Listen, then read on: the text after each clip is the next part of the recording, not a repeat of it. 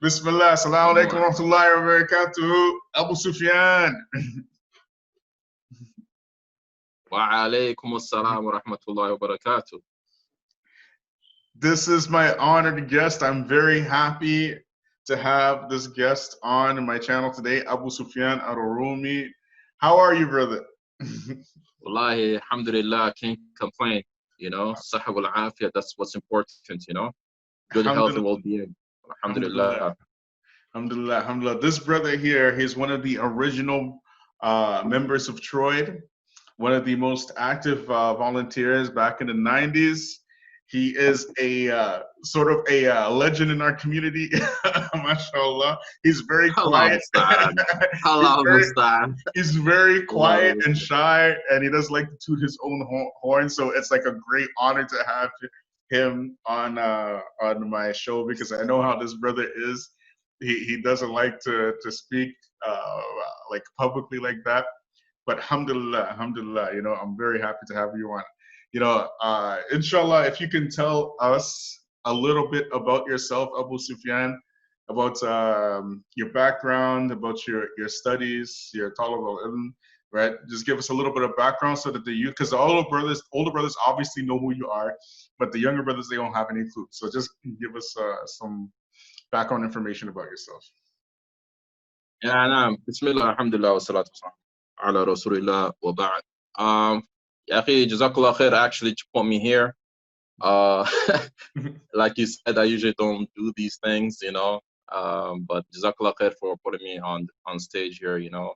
And also, it is an honor for myself as well to be here to share my stories and, you know, my perspectives, I guess, you know.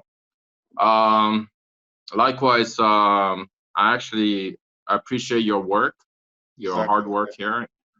And, you know, like we haven't, from the Canadians in general, right? And I'm specifically like from the Salafi brothers from way back in the days, like early 90s, you know, and I'm talking about like 1990, 91, like yourself, when I met you in 1992, I think. I was in grade 7 playing basketball when you broke your ankle at Tariq Masjid. So I'm just gonna. Yeah, we're playing basketball. Yeah, it's no problem. Yeah, so it's okay, you know. But I was a young guy, you know, so I was 12 years old. Ala kulli hal, for putting this out, you know what I mean? Clarifying a lot of issues, documented, you know, with evidence, you know. Nothing like, you know, futile statements or anything like that sort. So for that, I want to thank you, you know. As for myself, subhanAllah, I don't, you know, I can only say little things about myself, you know. So, alhamdulillah, I came around the da'wah salafiyya. I mean, I'm a Muslim all my life to begin with. My parents are Muslims, you know. My father was, once upon a time, he was a student of knowledge back in the 60s. You know what I mean? He traveled from Ethiopia to Mecca to study Deen back in the 60s. And my mom is, I have to honor my mother because, you know, we all love our moms. And mom has a major role play, right, to influence their children, right? So my mother, alhamdulillah, she's, you know, she's from the Ansar. And what do you call it? You know, my grandfather was a da'i from Medina who came to Ethiopia during the Ottoman Empire. So, you know, I have to honor my family because there was something from them that Allah blessed me to be up on the deen, you know. Did your family that being said, did your family members, did any of them study with Sheikh Muhammad al-Aman al-Jami? Actually, my father, you know, he was he resided in Mecca since like I think 1960, but he went there as a student of knowledge, right? So I don't think Muhammad Man al-Jami, don't remember, he was in Riyadh, right? And so he used to be there. If you look at his seerah, he was in Riyadh, things like that, and then he moved to Medina, right? But my father, he was mostly in Mecca, so he was interacting with Sheikh bin Baz mostly, you know, Sheikh bin Baz and other mashayikh from Mecca, you know. But he was a student of knowledge. But a lot of I mean, if you want to touch on this issue, like a lot of his, his relatives, I guess, you know what I mean. They were the first ones to enter Jamia Islamiyah. You know, like like when the Jamia was open, they were the first students from Africa. Yeah. You know what I mean? First black.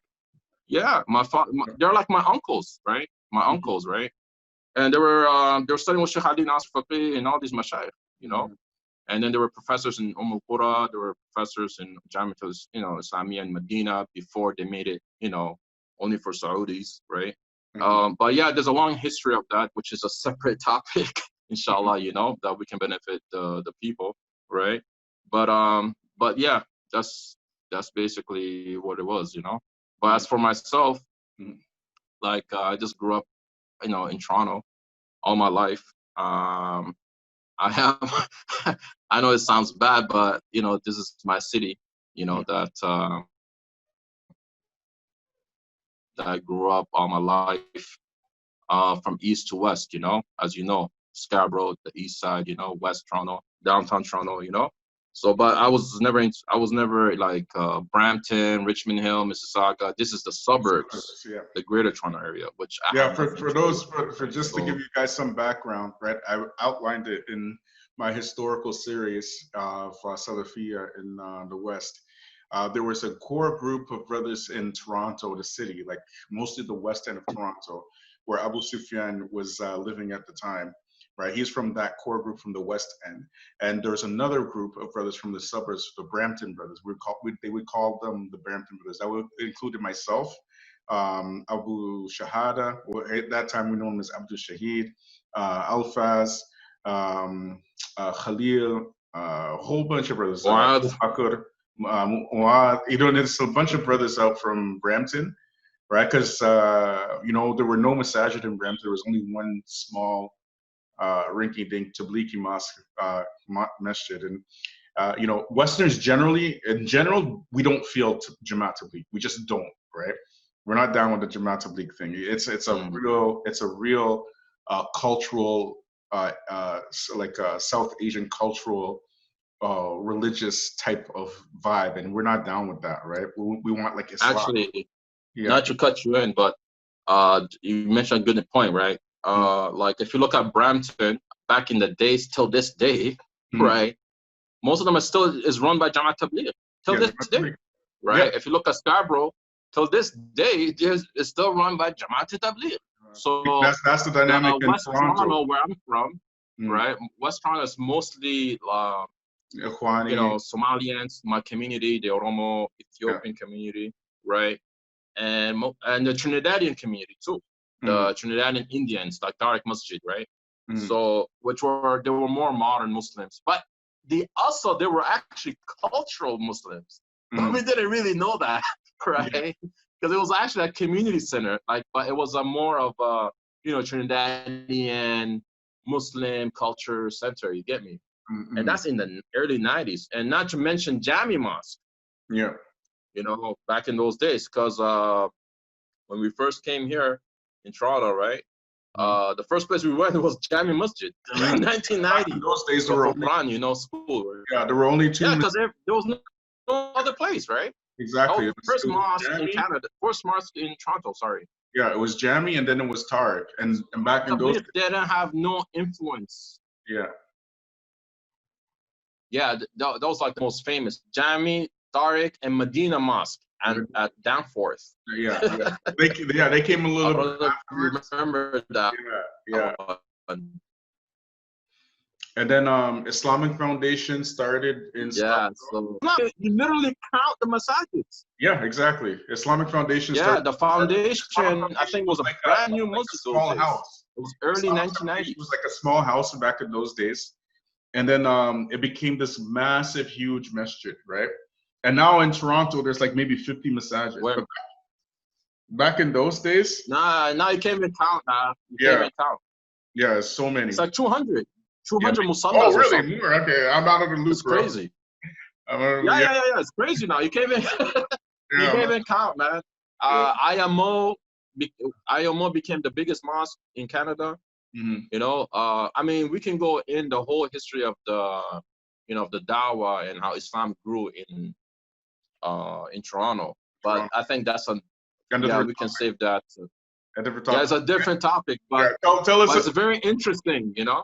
Tell us about your studies, your studies yourself personally. Yeah, my studies. Alhamdulillah, Allah bless me, akhi. You know, every day I think, you know, even though I didn't achieve as much I was, you know, ambitious to achieve, but I can only say Alhamdulillah. Yeah. Alhamdulillah, I went, like, I always had the zeal to back. Okay, let's just go a little bit back. Like in the 90s, okay, like when I came to the Salafi, you know, I was in Salafi back then. You know, like Salafi was not big, you know, no internet, you know, it was just word of mouth, right? It was just either Jamaat Tabligh or Ikhwan Muslimin, right? Or in between. And then what I mean between is that you're just a Muslim by culture. Yeah. You get me? My mom is Muslim, my dad is Muslim. You get me? We go to community, and that's it, right? You just pray, khalas.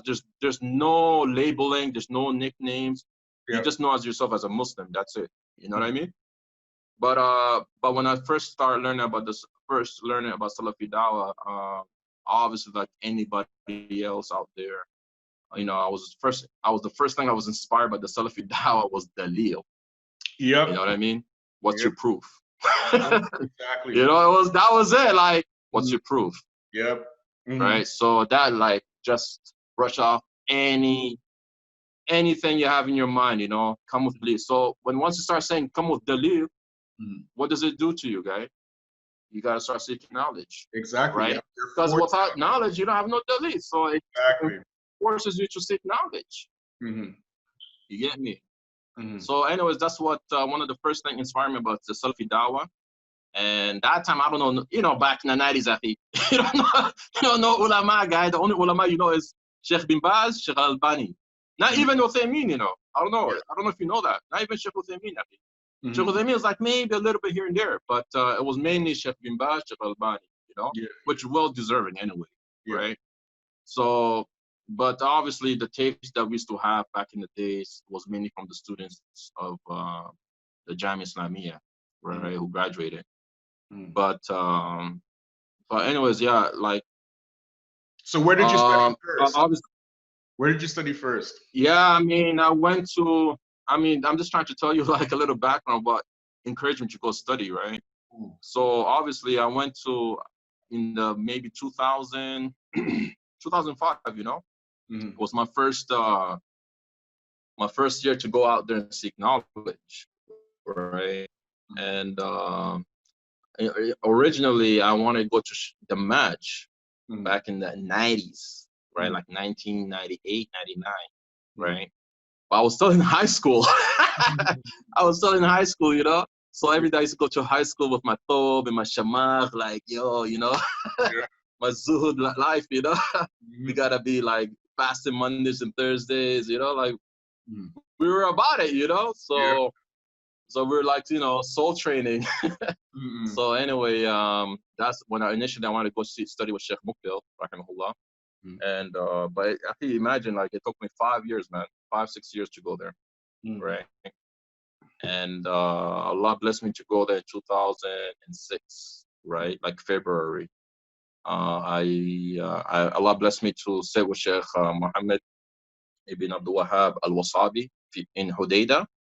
I studied with him a little bit. I benefited from him a lot, and also him and his son. May Allah subhanahu wa ta'ala, you know, may Allah first have mercy upon him, and may Allah preserve his son, Abdurrahman, who helped me a lot too, you know, to go to the match, right? So I stayed there in the match for like not too long. I'm not gonna make it myself big, you know what I mean? Like, you know, so it was just a few months, 4 or 5 months, you know. Allah bless me, you know what I mean, what I can, because the reason why I had to leave, my intention was to stay there longer, but alhamdulillah, Allah blessed me to go to Medina. So I got accepted to Jamia Islamiyya while I was studying in the match, right? So I was like, oh, okay, I guess, because my whole thing was, let me go to the match and study there, you know, let me benefit. right? If the Jamia reject me, I can continue my studies in the Maj. You know what I mean? It's not just the Jamia Islamiyah where knowledge is, right? So Allah accepted me in Jamia Islamiyah, akhi. So I just came back here, went back to Jamia Islamiyah, and for 10 years I never turned back, man. Like literally, like 10-year streak. I mean, the students in the Jamia, they know my story, man. You know, the brothers who are watching this, they know, akhi. You know, wallahi, they know, akhi. They're like, oh, you didn't travel summertime? Yeah. You were still here? You didn't go? You still here? Like, I'm like, yep. I'm still here, you know. One of the reasons why I brought you on. There was no excuse. I could have went. It was a free ticket, right? Yeah. There was no excuse. So I just benefited because I knew, like, once, you know, I knew it's not my country. It's not like you can get a permanent resident there or something like that unless you're working. You know what I mean? So I just said to myself, I'm gonna stay here as long as I can, and even during the summer times, I'm gonna try to improve my, my Arabic, or just benefit with staying with the Muslims. And the most of the things I benefit from being there during the summertime, it was a Dora Ilmiya. You know what I'm saying? So like benefit from those Islamic seminars with the scholars, like straight from the scholars. It's not no students of knowledge, no dua, nothing like that. You know what I mean? Like from the source, straight from Sheikh Salih Fawzan, Sheikh, you know, Luhaydan, Sheikh Abdul Aziz Ali Sheikh. You know what I mean? Like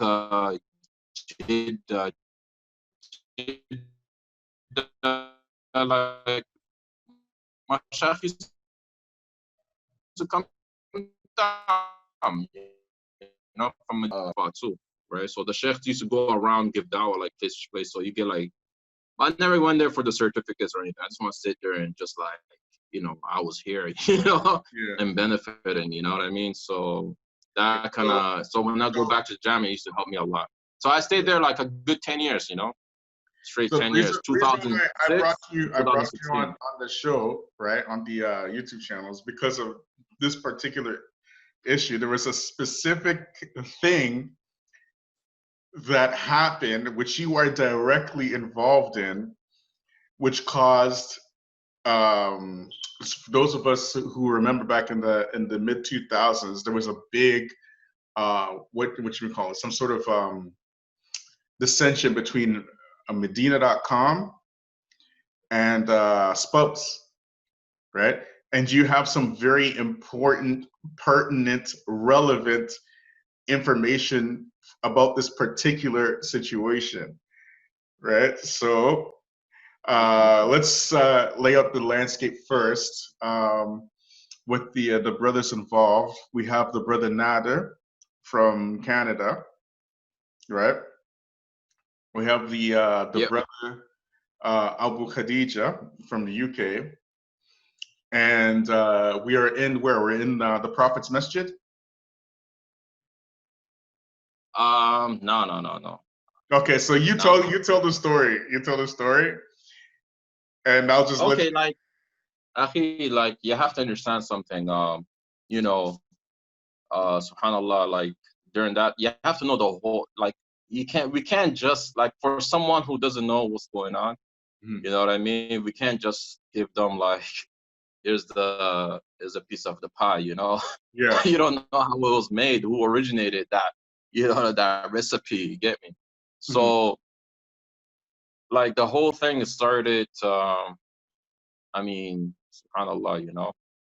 Bismillah. Around, Bismillah. The whole thing started like 2000. If you have to look at the fitna that started with the brothers first, right? I had nothing to do with it. I was with us Troy brothers, right? Like as you know, from the 90s, you know, with Troy, you know, from day one. And alhamdulillah, like I had no interaction with Abu Khadeejah, no interaction with Hassan Somali, Abu Hassan Malik, Abu Hakim, Bilal Davis, right? All these brothers, you know. And personally, I had nothing against them, you know. I was not attached to them, you know. I respect them as my brothers, You know what I mean? Like I'll respect anybody else. I just want to hop in here, right? Because you mentioned those brothers, right? So back in those days, the dynamic was basically we considered those brothers like our elder brothers, the elder duat. That's how we saw them, right? So we saw the brothers like as our elder brothers. Yeah, in Dao. that's what I'm saying. Like you got, I think, like that's what I mean. Like I don't want to like jump around and people misunderstanding what I'm gonna say anyway. But of the Dawah Salafiyya in Toronto, right? When Troy started it, right? Troy was the forefront of the Salafi Dawah in Toronto before even the website, right? And for those out there who don't know the truth about the website, right? The whole purpose of that Troy website, TROID, was mainly for new Muslims. That's the truth.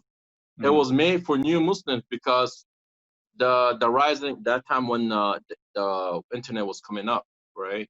So we had a lot of new Muslims coming in. Like I remember back in the days, the shahadas used to come in. 40 brothers were giving 40 shahadas and stuff like that. You know, like a year we're you probably always get on the 400 streets. shahadas. Every weekend we're on the streets. And I was responsible for the database. That's the funny part too. So I knew the numbers, you know, because my job was to follow up with the new Muslims. Right, to make sure they're reading, to make sure they're praying, make sure, you know, just follow up and assign them with programs, right?